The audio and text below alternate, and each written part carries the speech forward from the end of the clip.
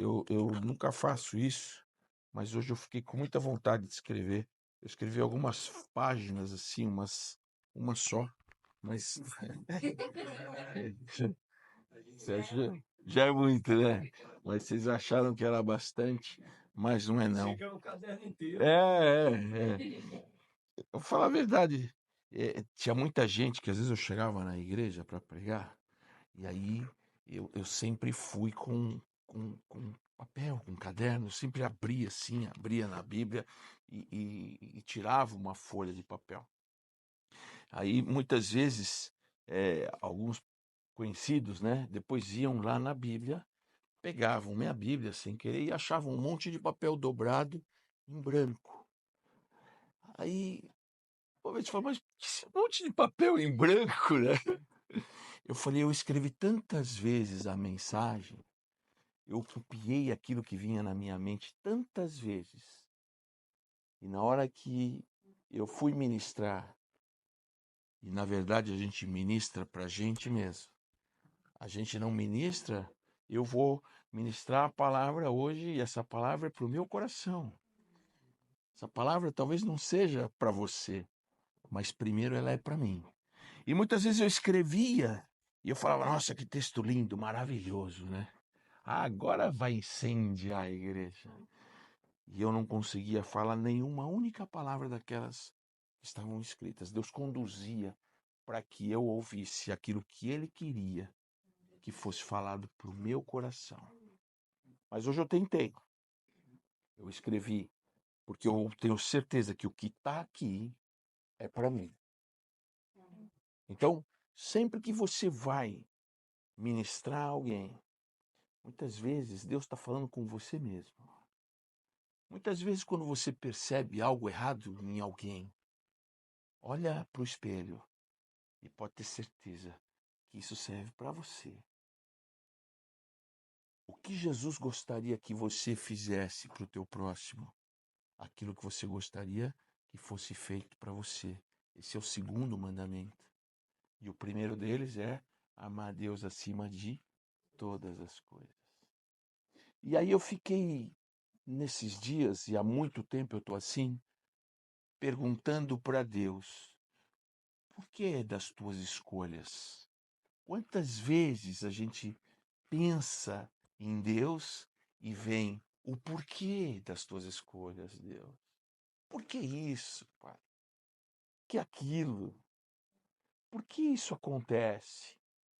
Se eu sou teu, se eu sou teu escolhido, por que isso está acontecendo agora? Eu penso assim muitas vezes.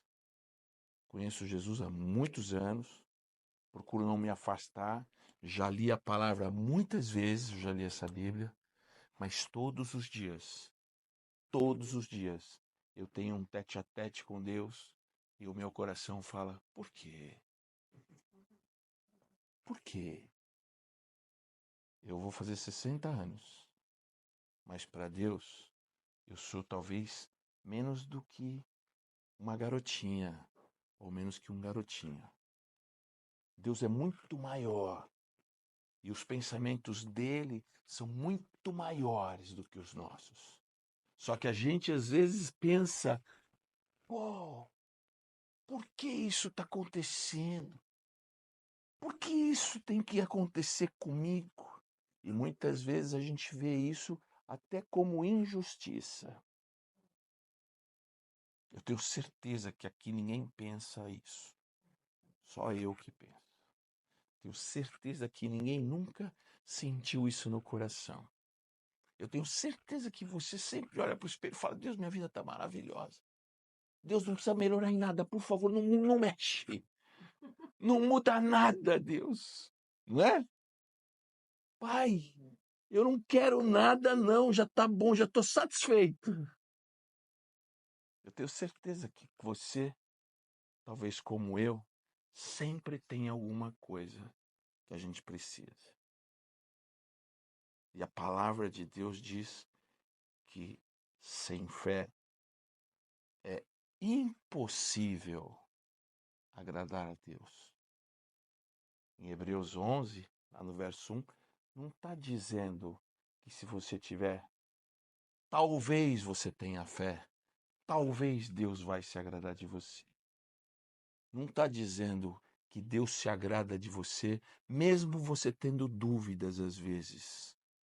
Ali está escrito de maneira clara que sem fé é impossível agradar a Deus.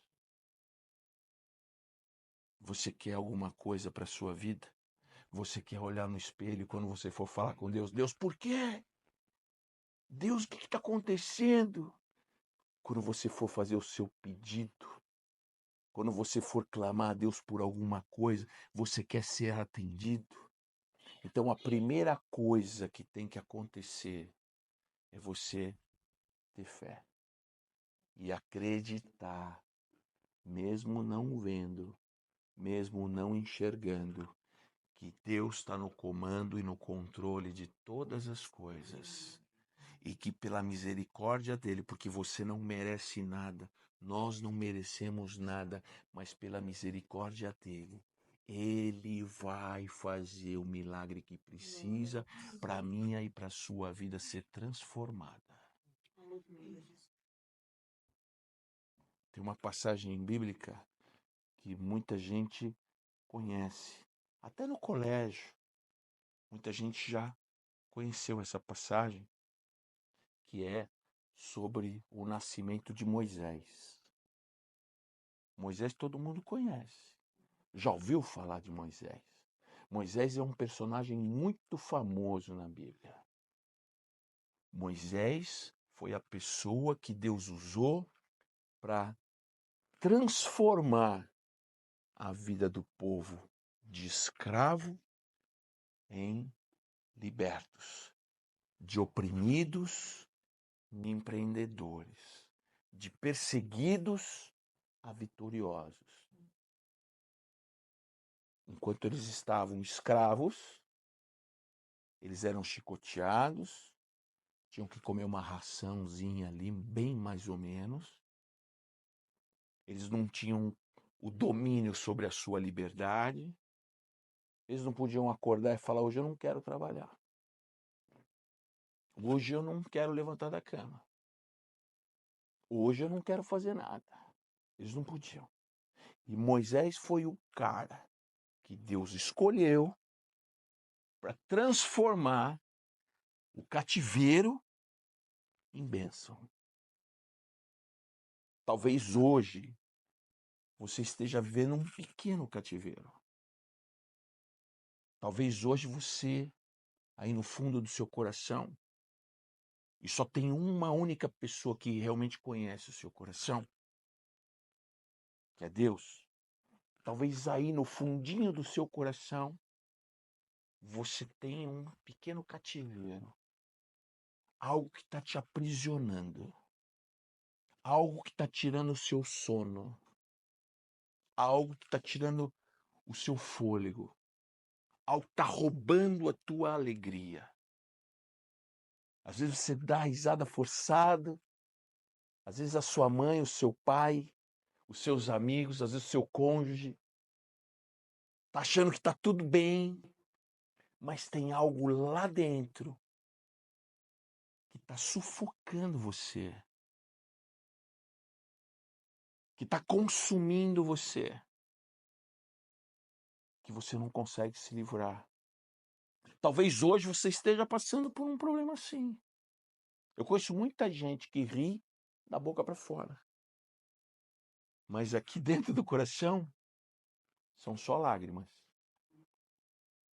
Eu conheço muita gente que carrega uma armadura poderosa, se esconde, que nem uma concha, que nem um... Como é que chama aquele bichinho? Um caramujo. Um caranguejo que entra na concha do caramujo para se esconder. Eu conheço muita gente que tem essa casca. Tá tudo bem, tá tudo maravilhoso. Nossa, não precisa nem melhorar, Deus. Mas lá dentro tá se destruindo. E por que eu tô falando de Moisés, o libertador? Moisés, ele, como o pastor Jacó já falou, em algumas que foi ele que falou, Ele foi foi que você falou que era um tipo de Jesus? Foi. E é verdade. Ele veio para salvar um povo, para trazer liberdade, libertação. Agora, presta bem atenção, que eu não vou falar de Moisés agora, embora ele esteja nessa história. Eu vou falar da angústia que sentiu a mãe do Moisés. Eu acho que você nunca pensou nisso. Eu acho que você nunca pensou que Moisés tinha uma mãe. Eu acho que você nunca parou para pensar que ele tinha que tinha pais. E que durante 9 meses a mãe estava contando o dia da sentença de morte do seu bebê. Porque lá atrás, em Êxodo nos conta o seguinte, eu vou ler para vocês, senão você fala, pô, esse pastor Cadu vem aqui e não lê a Bíblia. Ele não sabe ler. Não sabe onde ficam as coisas. Em Êxodo 1, no capítulo 2, primeiro vamos no capítulo 1. No capítulo 1, a Bíblia fala que tem um faraó novo, e esse faraó novo está vendo que o povo está crescendo muito. O povo está crescendo muito, o povo hebreu, e esse faraó ficou com medo do povo. Ficou com medo do povo porque se existisse uma guerra do Egito contra outra nação, o faraó estava com medo que os hebreus, que são os judeus, que é o povo daquele que Moisés pertence, esses hebreus fossem ajudar os inimigos. E fatalmente os egípcios iriam morrer naquela época.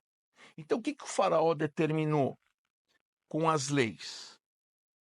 No verso 15 diz assim, o rei do Egito ordenou, no capítulo 1, verso 5, o rei do Egito ordenou às parteiras dos hebreus, que chamavam Sifra e Pauá, o seguinte: quando vocês ajudarem as hebreias a dar à luz, verifiquem se é menino.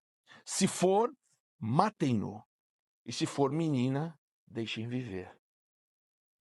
Você já imaginou uma ordem dessa para uma parteira? E você já imaginou uma mãe grávida, sabendo que se fosse menino, se fosse menina ia... Naquela época, não tinha nem ultrassom, né, Jacó? Não dava para saber se era menino ou se era menina. Naquela época o sofrimento era imediato. Mas mesmo assim as parteiras, que eram tementes a Deus, não fizeram o que o faraó queria que fosse feito. Aí o que aconteceu?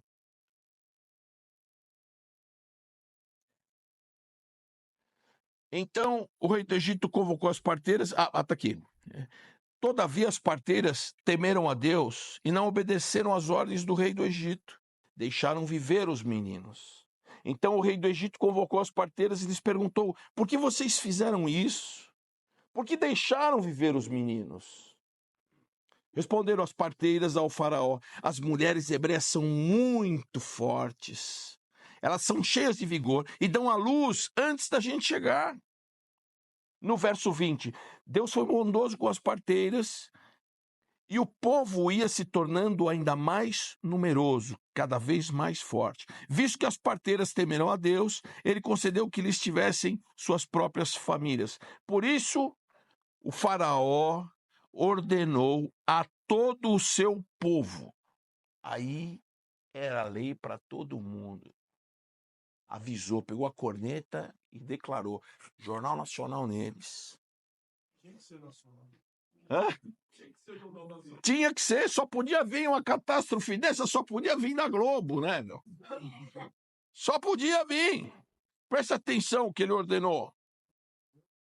Lancem no Nilo todo menino recém-nascido, mas deixem viver as meninas. Foi uma ordem geral. confusão estava instalada. A mãe do Moisés estava desesperada. Ela sabia que no dia que o filho nascesse, ele já ia ter uma sentença de morte. Aí eu começo a falar com vocês o seguinte: toda vez que você olhou no seu espelho e você perguntou para Deus, Deus, por que isso está acontecendo comigo? Esse porquê chegava perto, talvez, do que a mãe do Moisés estava passando naquele momento. Talvez esse porquê que Deus não faz alguma coisa na sua vida é tão pesado quanto uma mãe perder o seu próprio filho. Será que o seu problema e o meu problema é talvez parecido com esse? Às vezes é.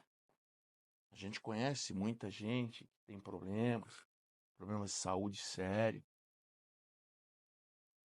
E uma das coisas que me faz glorificar a Deus o tempo todo, olhando no espelho, é saber que eu tenho saúde, a minha esposa tem saúde, e eu tenho 2 filhos maravilhosos que estão cobertos pela saúde de Jesus. Quem tem problema aqui, levanta a mão. O teu problema é parecido com o da esposa, com o da mãe do Moisés? Não. Então, quando você olhar para o espelho, você declara para Deus o seguinte: Deus, eu tenho esse problema, mas mesmo com esse problema, eu declaro que eu te amo acima de todas as coisas. Eu declaro que o Senhor sabe tudo o que eu preciso. Eu declaro que esse meu problema para ti é nada, porque eu declaro que o Senhor pode transformar esse problema em bênção. Eu declaro que o Senhor pode modificar todas as coisas e eu quero me regozijar nesse amor maravilhoso que o Senhor já derruba sobre a minha vida. Eu quero declarar, Pai, que a minha fé é inabalável e eu sei que o Senhor vai fazer o milagre que precisar para que esse problema desapareça em nome de Jesus. Esse é o comportamento que a gente tem que ter. Amém, glória a Deus. Muitas vezes a gente olha e fala, por quê, pai? Mas agora você vai dizer, pai, esse problema surgiu para que eu tenha um testemunho poderoso da tua obra e da tua transformação na minha vida.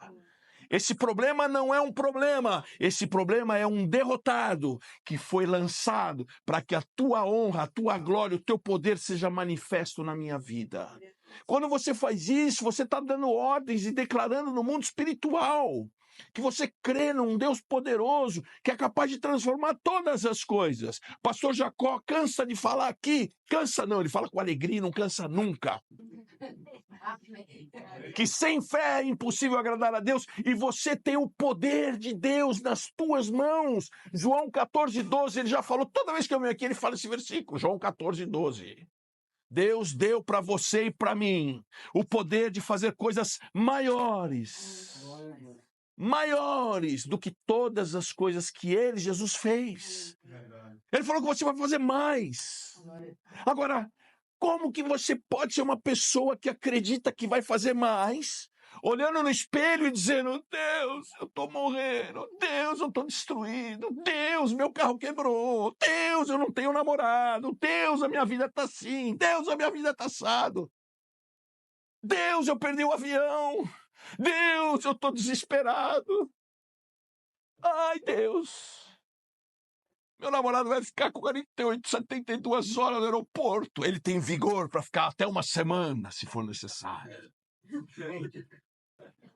Até uma semana ele pode ficar.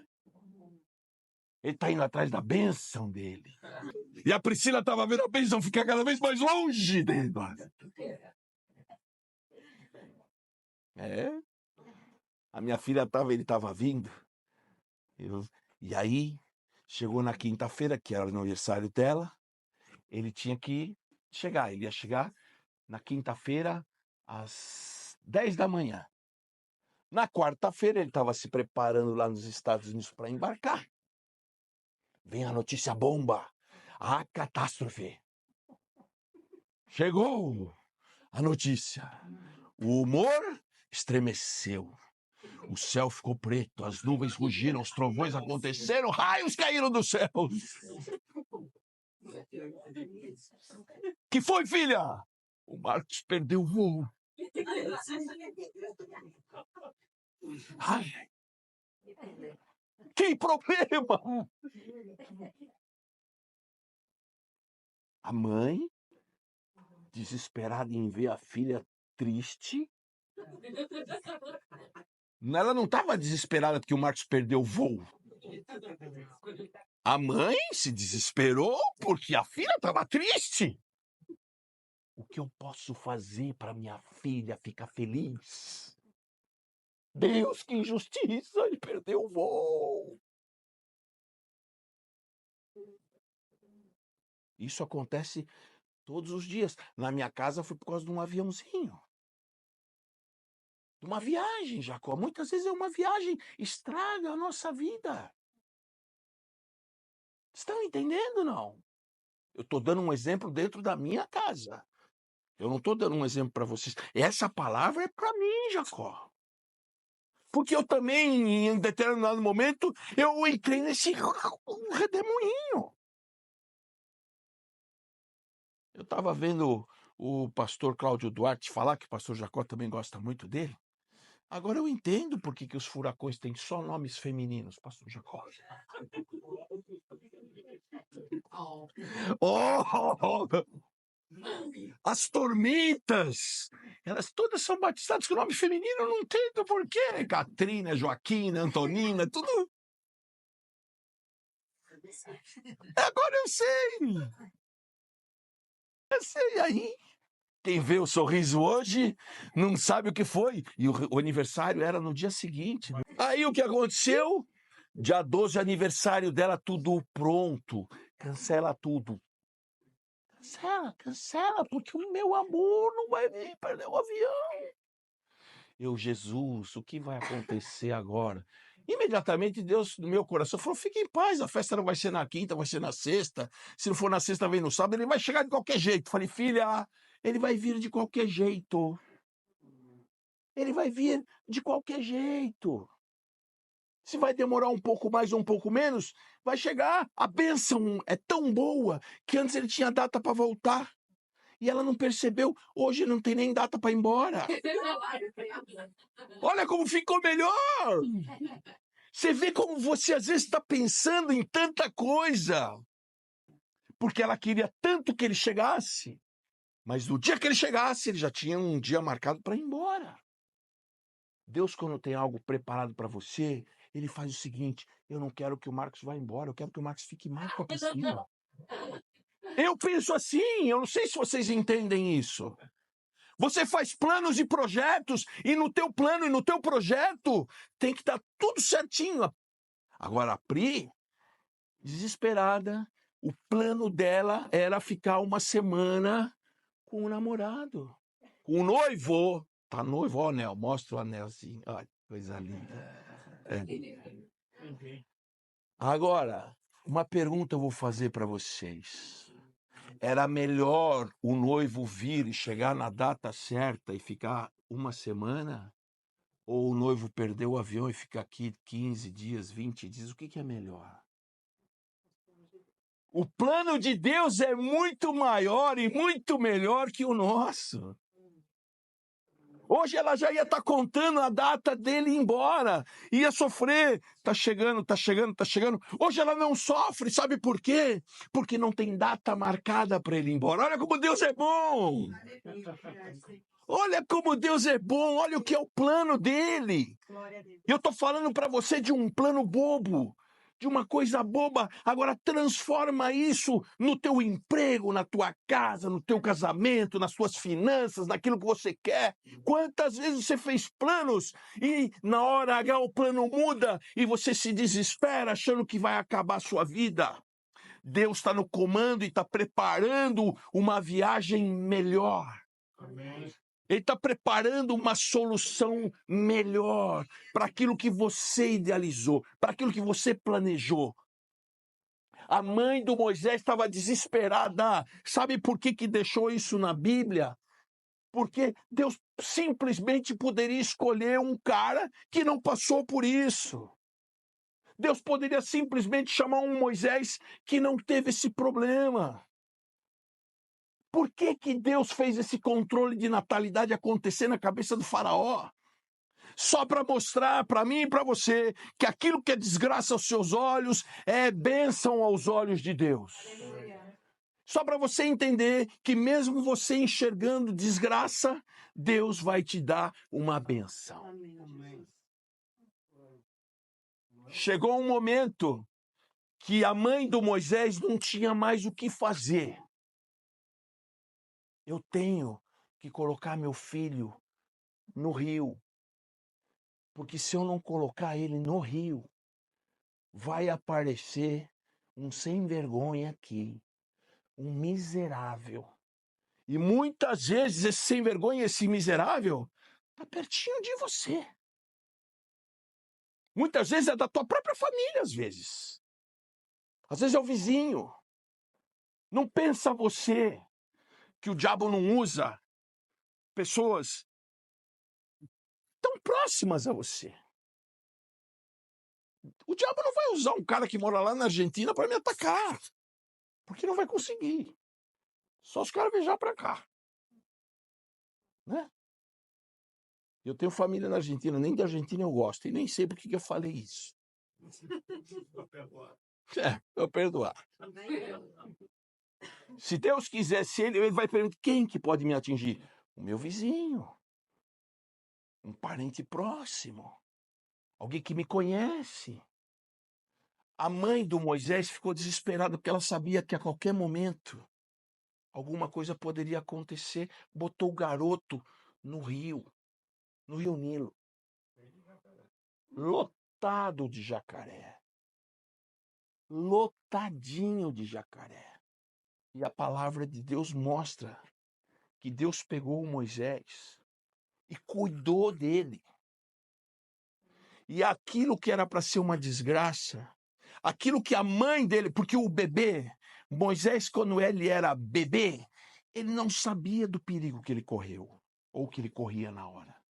Tu já viu um bebê, pega um bebê na maternidade, põe um revólver na cabeça dele e fala que você vai dar um tiro. O que ele faz? Eu acho que é chupeta. Uma criança de 1 ano, se você colocar um revólver na cabeça de uma criança de 1 ano, ela vai pensar que é um brinquedo. Não tá entendendo. Você fala para uma criança de 1 ano, você vai morrer, você está sentenciado à morte, ele não tá nem aí, ele não sabe o que é isso. Talvez ele passaria por isso e não ia nem perceber nada. Onde ele está com Deus, porque Deus puxa, que é para ele. Quem sofreu de verdade foi a mãe do Moisés. Agora eu vou fazer uma pergunta para você.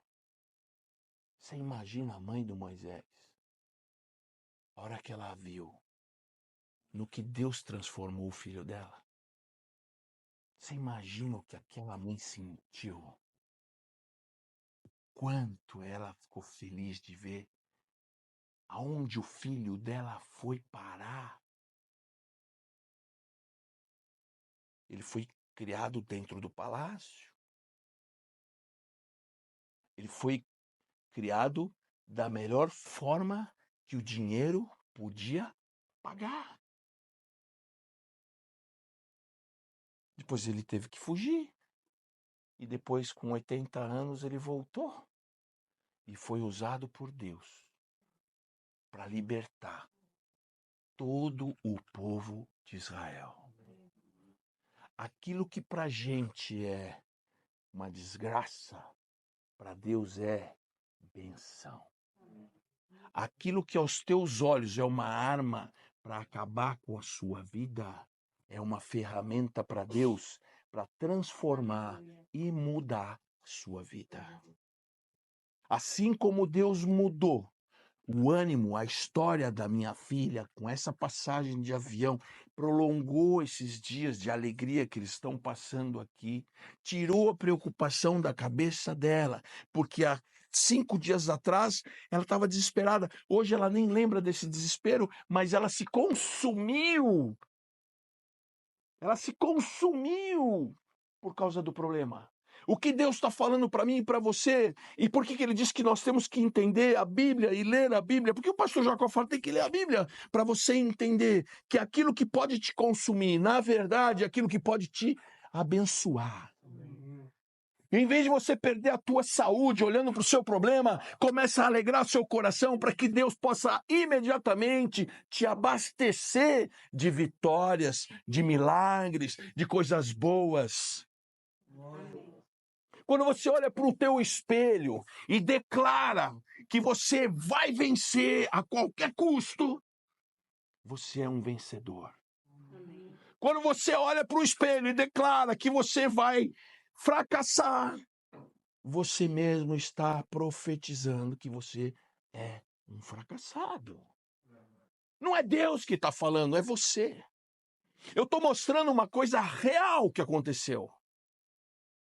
Eu estou te dando um exemplo real que aconteceu na minha vida. E eu poderia aqui te dar dezenas, talvez centenas de casos como esse que aconteceu na minha vida. E que quando eu não usei a minha fé para transformar o meu humor, e algumas pessoas dizem por aí que eu tenho uma fé irritante. E o pastor Jacó também tem uma fé irritante. Por que fé irritante? Porque irrita as pessoas que não têm fé. E as pessoas que estão à sua volta, muitas vezes, não querem que você tenha fé. Porque a tua fé incomoda. A tua fé atrapalha a forma deles enxergarem o mundo. É muito cômodo você enxergar o fracasso e se conformar com isso. Mas é só para os melhores. É só para os mais fortes. Enxergar o sucesso e com a fé, com a ferramenta da fé, continuar marchando na direção da vitória. Amém. Hoje você pode escolher. Eu vou ficar enclausurada e vou deixar minha vida agora porque não tem mais jeito. Ou você vai levantar daqui na hora de você ir embora e vai declarar: eu sou vencedor. E amanhã não interessa qual é o problema que está me assolando. Eu vou ver a vitória acontecer. E se não for amanhã, vai ser depois de amanhã. E se não for depois de amanhã, vai ser depois de amanhã. E você vai ver e perseverar. Amém. A Bíblia de Deus diz que aquele que persevera atinge o alvo. Aleluia. Não queira você desistir. E se o fardo é muito grande, Jesus fala para mim e para você: vem aqui, que eu vou pegar esse seu fardo pesado, vou te dar um fardo leve. Vem aqui que o meu fardo é leve, meu jugo é suave. E eu tô para andar contigo. E quanto maior for a guerra, mais você tem que glorificar a Deus.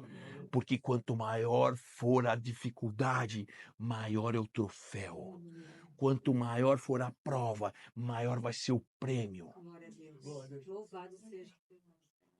Não existe vitória sem luta. Aleluia. Não tem nenhum tipo de bênção sem determinação. Não existe você ganhar um prêmio de Deus sem joelho no chão. Não tem jeito de você ser abençoado sem fé. Não tem. A fé é a ferramenta que você precisa para transformar sua vida e a vida da sua família. Amém. Deus fez 3 promessas de aliança. 3. E você é a 4ª. A primeira promessa de aliança foi com Noé. Noé, constrói a arca. Constrói a arca. Eu vou acabar com tudo que eu fiz, mas eu vou preservar você, e a partir de você e da sua família eu vou fazer um povo novo. Noé construiu a arca. Sabe quantos anos Noé demorou? 100 anos. Que promessa, hein? Tem gente que com uma semana já está desistindo, pastor Jacó. Deus fez uma promessa para você, mas está demorando 1 ano. Ai, pai, mas será? Faz tanto. Como é que funciona? Ela tem 20. Se eu falar que vai demorar mais um ano ela vai falar, nossa, são 5% da minha vida. Para mim não é nada, né? 20 anos para nós não é nada.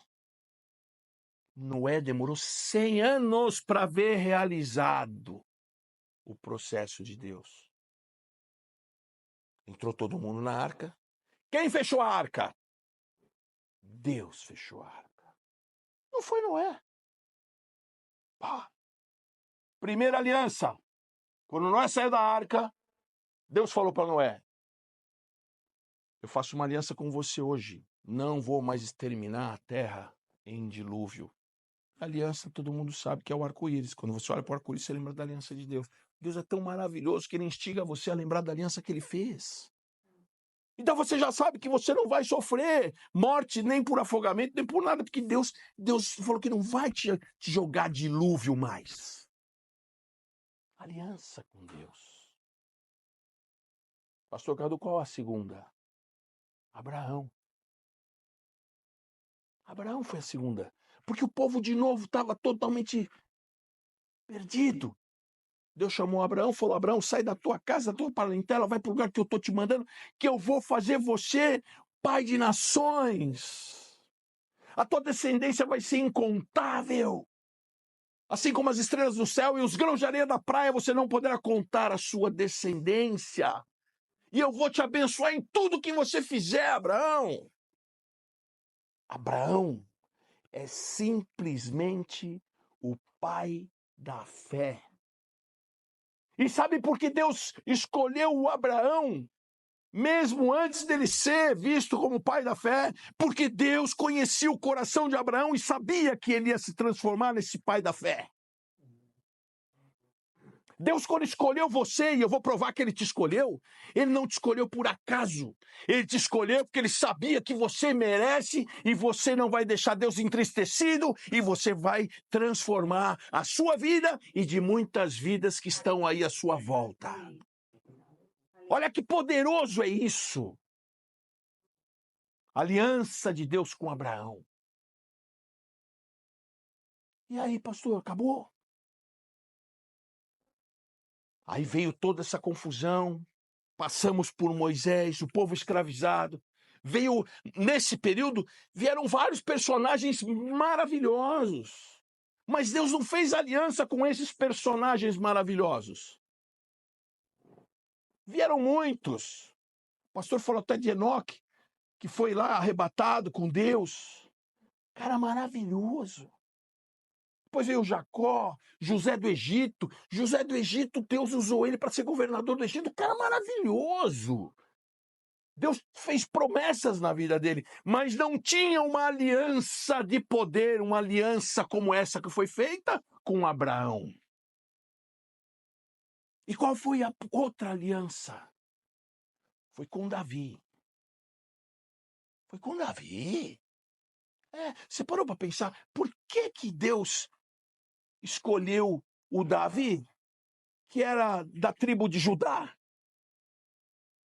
Se antes de Davi teve José, por que não deu continuação pela tribo de José, que teve 2 filhos? Um dos dois. Podia escolher uma das 2 tribos. Não escolheu. Moisés era da tribo de Levi. Por que ele não escolheu Levi e escolheu Judá? Porque ele escolheu Davi. E Davi era da tribo de Judá.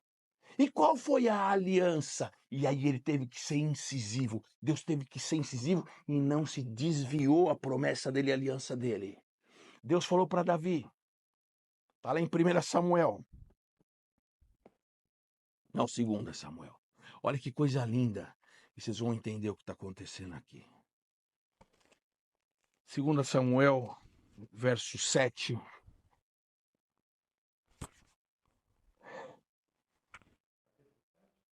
Não, é 7. É 7? Eu já me perdi aqui. É muita emoção. 2 Samuel, capítulo 7, verso 16. Olha o que Deus prometeu para o Davi. Quanto a você, esse você é Davi. Sua dinastia e o seu reino permanecerão para sempre diante de mim. Isso foi uma aliança que Deus fez com Davi. E por que essa aliança de Deus com Davi? Vocês sabem quem é o descendente de Davi? Jesus Cristo. Deus falou para Davi: a tua descendência vai sentar no trono. E esse trono, eu e você sabemos, está ocupado hoje nada mais, nada menos do que por Jesus Cristo. Jesus é a segunda arca. E aí entra o que eu e você precisamos. Pastor, e qual que é a quarta aliança? Deus deixou claro, Jesus falando para mim e para você, um versículo que o pastor Jacó também gosta muito, João 3,16. Olha só que coisa maravilhosa. Eu quero que você entenda o cronograma de Deus. João 3,16. É um verso que todo mundo conhece. Mas entenda o poder dessa aliança, que eu quero que você entenda, que Deus já estendeu para você. Deus, como noivo, já colocou a aliança para você que é a noiva. Você precisa só colocar o dedo na aliança. Porque Deus tanto amou o mundo, que deu seu Filho unigênito, para que todo que nele crê não pereça, mas tenha a vida eterna. Eu vou repetir para você, porque isso é muito profundo. Deus amou eu e você de tal maneira que ele deu Jesus, o único filho dele, para morrer lá naquela cruz, para que todo o sangue de Jesus fosse derramado. O sangue dele inteirinho vazou pelo corpo. Moisés não passou por isso. Davi não passou por isso. Abraão, que era o cara da fé, quase passou. Deus pediu para Abraão o filho dele, Isaque. Abraão estava pronto para matar o filho, mas Deus sabia que Abraão não ia aguentar. Deus sabia que Abraão não ia aguentar, mesmo ele restaurando a vida do Isaque. Ele sabia que ele ia deixar uma marca no coração do Abraão para a vida toda, porque Deus ele é poderoso para entender isso. Eu e você não estamos preparados para aguentar o que Deus aguentou, entregando o filho dele. Além de entregar, uma morte de cruz é algo terrível. Todo o sangue de Jesus teve que verter do corpo. Ele levou cuspida na cara. Uma coroa de espinho. Os chicotes que os caras usaram para dar nele não era um chicote normal. Tinha cravo, 3, 4 cravos no chicote. Quando os caras davam o chicote, o cravo grudava na pele. Depois eles puxavam. O cravo arrancava a carne. Você já tomou cintada da mamãe? Eu vou dar uma cintadinha. Eu ia correndo para minha mãe virar o bumbum e falar, pode bater. E eu falei, ai, nem doía nada, pastor. Nada. Depois de ficar fraco, porque não deram comida para ele, não deram água para ele beber. Botaram aquele madeiro, aquela cruz terrível para ele carregar. Ele já sem força carregou a própria cruz. E às vezes a gente olha para o espelho. Ai, Deus, por quê? Eu quero te convidar hoje para você olhar no espelho a cada dia e lembrar disso e glorificar Deus, porque Deus tem o melhor para você, Ele não vai permitir que você passe por isso. Mas, pastor, onde você achou isso? Está aqui, a gente já leu, está escrito aqui. Ele falou que todo aquele que nele crê não vai perecer. Você crê em Jesus? Você crê que ele é muito maior, muito melhor? Tudo que você precisa é Jesus. Você não vai perecer. Repete comigo. Eu não vou perecer. Aleluia. Aleluia. Foi crucificado. Eu tenho um cravo no meu carro. provavelmente que era do tamanho do cravo que pregaram Jesus. Ele está no carro. Porta-malas, eu sempre, quando eu vou, eu abro e olho aquele prego. É um prego desse tamanho. Está lá na Pajero. Às vezes as pessoas falam, mas o que é isso? O meu coração precisa entender a todo instante o sacrifício que Jesus fez para me salvar. Eu só sou um cara de fé, porque em todo instante eu tenho que entender o sacrifício que ele fez, porque a partir daí eu revigoro a minha fé e falo, valeu Deus, eu creio, eu tomo posse, porque não pode ser só da boca para fora. Deus escolheu Noé porque não era da boca de Noé, era do coração que Deus via. Deus escolheu Abraão, não é pelo que o Abraão falou, era porque ele viu o coração de Abraão. E a Bíblia diz que Deus escolheu Davi porque ele viu o coração do Davi. O primeiro que apareceu foi Eliabe, um cara bonitão, quando Samuel chegou para ungir Davi. Um cara bonito. Esses dias eu estava conversando com uma pessoa, falou assim, nossa, mas esse cara é tão bonito, vou escolher aquele que é um desdentado. Eu vou escolher o bonito. Encheu o céu de gente bonita, né?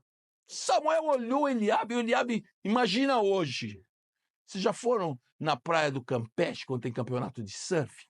Na Praia Brava, aqueles monte de surfista bonito. Eu não acho bonito, né? Mas aquele monte de surfista bonitão. As moças também não acham. Elas não olham. Só nós que olhamos, né, Jacó? Aquele surfista com aquela prancha, cabelo tudo dourado, musculoso, tudo tanquinho. Eu tenho uma máquina de lavar aqui, pastor, mas aqueles tanquinho, sarado, forte, musculoso. Só pode ser esse. O Eliabe, irmão de Davi, era assim. Davi tinha 7 irmãos, ele era o 8º. Samuel passou os 7. O Jessé passou os 7 e falou assim, acabou teus filhos. Você vai ter o Davi, tá lá no pasto, cuidando das ovelhas. Mas não deve ser aquele é cheio de carrapicho, pô. Ele é pequenininho, fraquinho. Samuel falou, nós não vamos sentar para comer enquanto Davi não chegar. Deus está dizendo para você hoje, na festa não vai começar enquanto você não chegar. A bênção que Deus tem para você, ninguém vai roubar. O presente, a promessa que Deus tem para você, ninguém vai tirar. Ah, mas eu não estou no primeiro lugar da fila. Você pode estar no último lugar da fila. Deus vai esperar você chegar no primeiro lugar. E enquanto você não chegar, não vai ter problema. Porque o presente que ele tem, a bênção que ele tem, é tua, não é de ninguém. Glória a Deus. Glória a Deus. Viu? Muitas vezes a gente acha que Deus esqueceu da gente. Muitas vezes a gente acha que, aquele está sendo abençoado e eu não estou. Às vezes no trabalho, às vezes em casa, as coisas estão acontecendo e parece que as coisas não estão acontecendo como deveriam acontecer. Parece que você ficou de lado, de escanteio. Mas Deus não deixa você de escanteio. Deus não permite e nem vai permitir. O que é teu é teu. Glória a Deus. Pastor, e como que você tem certeza? Está escrito aqui. O julgamento já está aqui também em João 3. Olha o que está escrito. Pois Deus enviou o seu Filho, no verso 17, ao mundo, não para condenar o mundo, mas para que este fosse salvo. A primeira coisa que nós fizemos aqui foi orar e declarar o nosso amor por Jesus. E a segunda coisa foi pedir perdão para Ele, para que o nosso coração tivesse puro, para que o nosso coração tivesse verdadeiro, para que Deus pudesse olhar o meu e o teu coração e fazer aquilo que Ele fez com Davi, escolheu você pelo teu coração. E quando Deus olha para o seu coração, Ele se alegra, porque o teu coração é um coração verdadeiro. Pode estar contrito, pode estar chorando, pode estar sofrendo, pode ser que aquela clausura que está lá no fundo do seu coração, que quando você entrou estava te incomodando, hoje Deus está falando para você, eu estou pegando essa clausura, eu estou pegando essa corrente, eu estou pegando essa prisão, e eu estou despedaçando, jogando fora, porque o seu coração vai se alegrar, vai se agradar, porque Ele veio ao mundo para salvar você dessa prisão. Amém. Amém. Glória a Deus. E aí ele diz o seguinte, para que se fosse salvo por meio dele. Quem nele não crê, quem nele crê não é condenado, mas quem não crê nele já está condenado. Está aqui já. As pessoas falam, mas Deus é ruim, Deus é bom, Deus é ruim, Deus é bom. Qual é a aliança? Quem decide agora? Deus já te escolheu. Deus te escolheu. Deus escolheu você. Deus escolheu todo mundo. O que eu tenho que fazer então? Coloca o dedo na aliança. A aliança está ali. Coloca o dedo na aliança. Essa aliança é para você. E a vida eterna é sua. E você começa a viver a vida eterna aqui. E Deus vai fazer com você a mesma coisa que Ele fez com a Priscila. Ele vai transformar aquilo que nos seus olhos é maldição em bênção. Aquilo que aos teus olhos é derrota, Ele vai transformar em vitória. Glória a Deus. E Ele vai transformar tudo isso na sua vida. Amém? Amém.